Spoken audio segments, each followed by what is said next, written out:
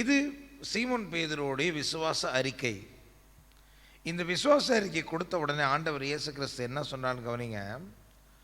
இது உன்னுடைய சதையோ உனக்கு இருக்கிற ஆற்றலோ உனக்கு இதை உணர்த்தலை, தூய் ஆவியானவர் தான் இது உனக்கு உணர்த்துறாரு அப்படின்னு சொல்கிறார்.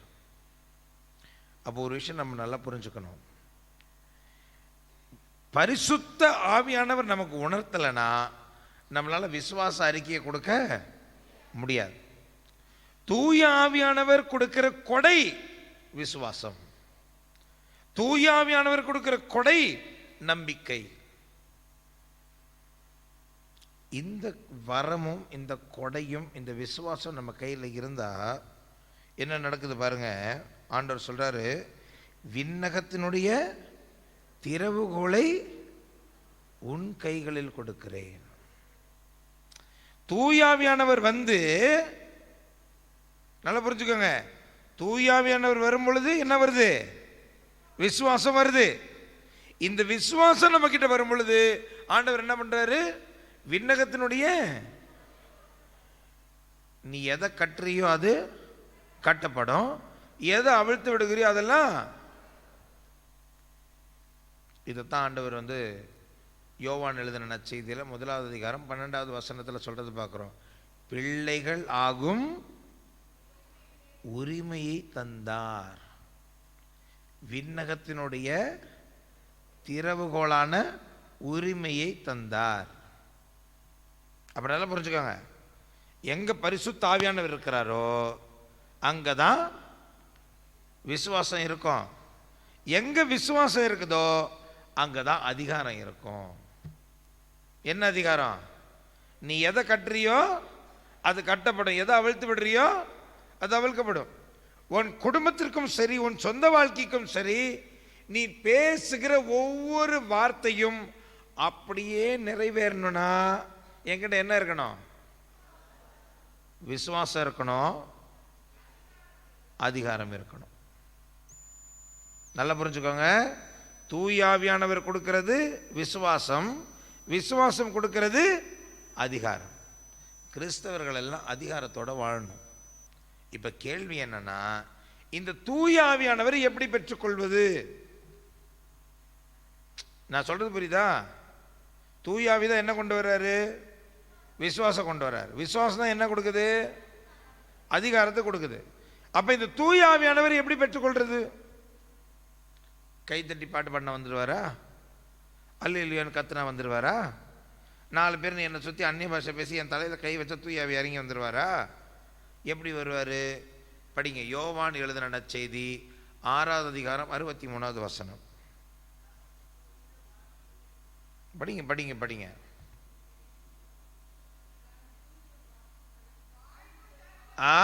அங்கேருந்து ஆரம்பிக்கணும். நான் கூறிய வார்த்தைகளுக்கு போயிடக்கூடாது. நேரா வாழ்வு தருவது தூய ஆவியே. ஆவிதான் வாழ்க்கை தரும். அப்புறம் ஊனியல்பு ஊனுடல் ஒன்றுக்கும் உதவாது உதவாது. நல்லா பாருங்க, வாழ்வு தருவது தூய ஆவி, தூய ஆவியே. ஊனுடல் ஒன்றுக்கும் உதவாது. இந்த உடம்பை வச்சுக்கிட்டு நீங்க என்னதான் என்ன சொல்றது, குப்புற விழுந்து கும்பிட்டாலும் சரி, கும்பிடு சரணம் போட்டாலும் சரி, படுத்து உருண்டாலும் சரி, எத்தனை உபவாசங்கள் இருந்தாலும் சரி, எவ்வளோதான் நீங்கள் 1.5 கிலோமீட்டர் முட்டிலேயே மணலில் நடந்தாலும் சரி, அதெல்லாம் பரிசுத்த ஆவியானவர் கொண்டு வந்து கொடுக்காது. நீ எவ்வளோதான் கை தட்டினாலும் சரி, நீ எவ்வளோதான் கத்தி பாடினாலும் சரி, எவ்வளோதான் இன்ஸ்ட்ருமெண்ட்டை போட்டு மியூசிக்கெல்லாம் கொடுத்தாலும் சரி, பரிசுத்த ஆவி அன்னைக்கு இறங்கி வரமாட்டார். ஊனுடல் ஒன்றுக்கும் உதவாது. நான் கூறிய வார்த்தைகள் வாழ்வு தரும் ஆவியை கொடுக்கின்றன. வாழ்வு தருவது தூய ஆவியே. ஊனுடல் ஒன்றுக்கும் உதவாது. அப்புறம் நான் கூறிய வார்த்தைகள் வாழ்வு தரும் ஆவியை கொடுக்கின்றன. வாழ்வு தரும் ஆவியை கொடுக்கின்றன. 663 சொன்ன, நீ 635 எடுத்து வச்சிருக்க. 663. அப்ப நல்லா புரிஞ்சுக்கோங்க. தூய ஆவி எனக்குள்ள இருக்கணும்னா என்ன பண்ணணும்? இந்த வார்த்தையை வாசிச்சா பத்தாது. அங்கே தான் பிரச்சனையே. முதல்ல மனப்பாடம் பண்ணணும். வசனத்தை மனப்பாடம் பண்ணணும். ஆண்டவருடைய வார்த்தை எங்க இருக்கணும்? இதயத்தில் இருக்கணும். எந்த அளவுக்கு, நல்ல கவனிங்க, நீங்கள் எந்த அளவையால் அளப்பீர்களோ, அப்ப எந்த அளவுக்கு நீங்க உங்களுடைய இதயத்தையும் உங்களுடைய மனசையும் உங்களுடைய எண்ணங்களையும் இறை வார்த்தைகளால் நிரப்புறீங்களோ, அதே அளவுக்கு எது நிரம்பும்? வாழ்வு தரும் ஆவியினால நிரம்பும். நான் கூறிய வார்த்தைகள் வாழ்வு தரும் ஆவியை கொடுக்கின்றன. அப்ப நீங்க எந்த அளவுக்கு வசனத்தினால உங்களை நிரப்பிக்கிறீங்களோ அதே அளவுக்கு வாழ்வு தரும் ஆவி நிரம்பும். எந்த அளவுக்கு வாழ்வு தரும் ஆவி உங்களுக்குள்ள நிரம்புதோ அதே அளவுக்கு விசுவாசம் பெருகும். எந்த அளவுக்கு விசுவாசம் பெருகுதோ அதே அளவுக்கு அதிகாரமும் பெருகும். இதுதான் கிறிஸ்தவ வாழ்க்கையினுடைய ரகசியம். உங்களுக்கு ஒரு உடம்பு சரியில்லைன்னா நீங்கள் ஓடி போய் மற்றவங்க கிட்ட எனக்கு ஜெபம் பண்ணுங்கன்னு கேட்க வேண்டிய அவசியம் இல்லை. வீட்டில் ஒரு பிரச்சனையா, பிரதர் ஜெபம் பண்ணுங்க, சிஸ்டர் ஜெபம் பண்ணுறதெல்லாம் நல்லது. ஆனால் உங்களுக்குள்ள அதிகாரம் இருந்ததுன்னா என்ன பண்ண மாட்டோம்? போய் இங்கே அங்கேயும் கேட்டுட்டு இருக்க மாட்டோம். நீங்கள் நல்லா கவனித்து பாருங்கள். இந்த பெரும்பாடுள்ள பெண் சுகம் பெற்றாள், ஞாபகம் இருக்கா? எத்தனை வருஷமாக பெரும்பாடில் இருந்தா?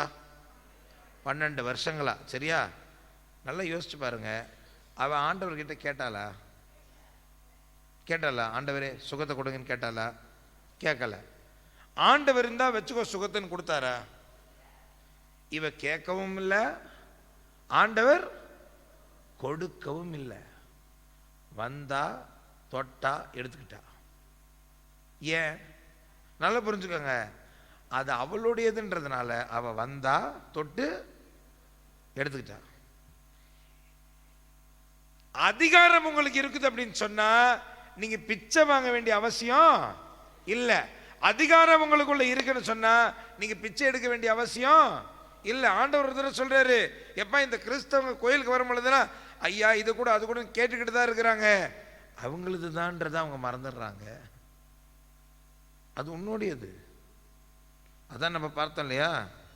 அவர் கூறிய ஆம் வழியாக எல்லா ஆசீர்வாதங்களும் நமக்கு ஆம் என்றே உள்ளது. இயேசு ஆம்னு சொல்றதுனால எல்லா ஆசீர்வாதங்களும் நம்முடையது.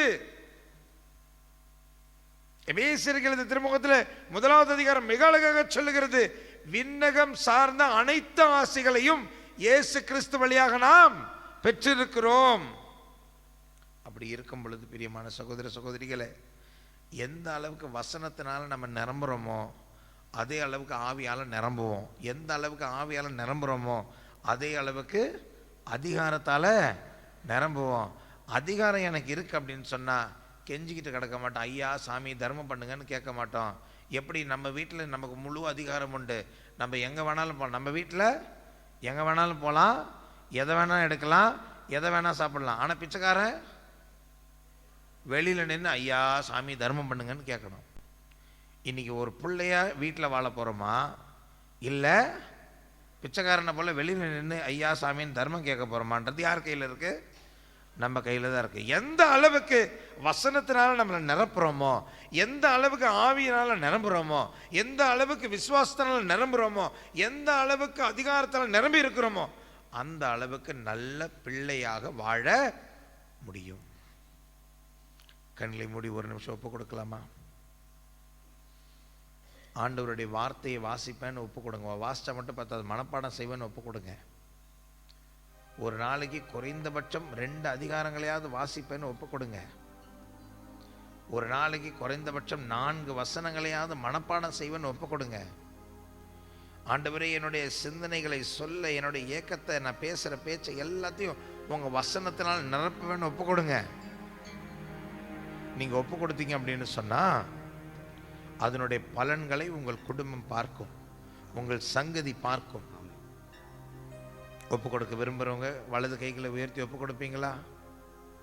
விண்ணக தந்தையே, விண்ணக தந்தையே, நீர் கொடுத்த நீர் கொடுத்த உம்முடைய ஒரே மகன் உம்முடைய ஒரே மகன் வார்த்தையான இயேசு கிறிஸ்துவுக்காக வார்த்தையான இயேசு கிறிஸ்துவுக்காக உமக்கு நன்றி செலுத்துகிறோம். உமக்கு நன்றி செலுத்துகிறோம். இந்த இயேசு கூறிய வார்த்தைகள் இந்த இயேசு கூறிய வார்த்தைகள் வாழ்வு தரும் ஆவியை கொடுக்கின்றன. வாழ்வு தரும் ஆவியை கொடுக்கின்றன. இதை விவிலியத்தில் வாசித்து இதை விவிலியத்தில் வாசித்து அதை விசுவசித்து அதை விசுவசித்து இந்த வார்த்தைக்கு இந்த வார்த்தைக்கு எங்களை அர்ப்பணிக்கிறோம். எங்களை அர்ப்பணிக்கிறோம். என்னையும் என்னையும் என் வீட்டாரையும் என் வீட்டாரையும் என் பிள்ளைகளையும் என் என் பிள்ளைகளையும் சந்ததி முழுவதையும் என் சந்ததி முழுவதையும் இறை வார்த்தைக்கு ஒப்பு கொடுக்கிறேன். இறை வார்த்தைக்கு ஒப்பு கொடுக்கிறேன். ஒவ்வொரு நாளும் ஒவ்வொரு நாளும் விவிலியத்தை வாசிப்பதற்கும் விவிலியத்தை வாசிப்பதற்கும் அதை மனப்பாடம் செய்வதற்கும் அதை மனப்பாடம் செய்வதற்கும் என்னை உறுதியாய் உம் கைகளில் ஒப்பு கொடுக்கிறேன். என்னை உறுதியாய் உம் கைகளில் ஒப்பு கொடுக்கிறேன். உமது சித்தத்தின்படி உமது சித்தத்தின்படி உமது வார்த்தையினால் என்னை நிரப்பும். உமது வார்த்தையினால் என்னை நிரப்பும். உமது வார்த்தையினால் என்னை நிரப்பும். உமது வார்த்தையினால் என்னை நிரப்பும். உமது ஆவியினால் என்னை நிரப்பும். உமது ஆவியினால் என்னை நிரப்பும். விசுவாசத்தின் கொடையினால் என்னை நிரப்பும். விசுவாசத்தின் கொடையினால் என்னை நிரப்பும். அதிகாரத்தினால் என்னை நிரப்பும். அதிகாரத்தினால் என்னை நிரப்பும். உலகம் முழுவதும் உலகம் முழுவதும் உமக்கு சாட்சியாய் நிற்கும்படி செய்யும். உமக்கு சாட்சியாய் நிற்கும்படி செய்யும். எங்கள் ஆண்டவராகிய எங்கள் ஆண்டவராகிய அதே இயேசு கிறிஸ்து வழியாக அதே இயேசு கிறிஸ்து வழியாக எம்மை அர்ப்பணிக்கிறோம். எங்களை அர்ப்பணிக்கிறோம். ஆமென். ஆமென்.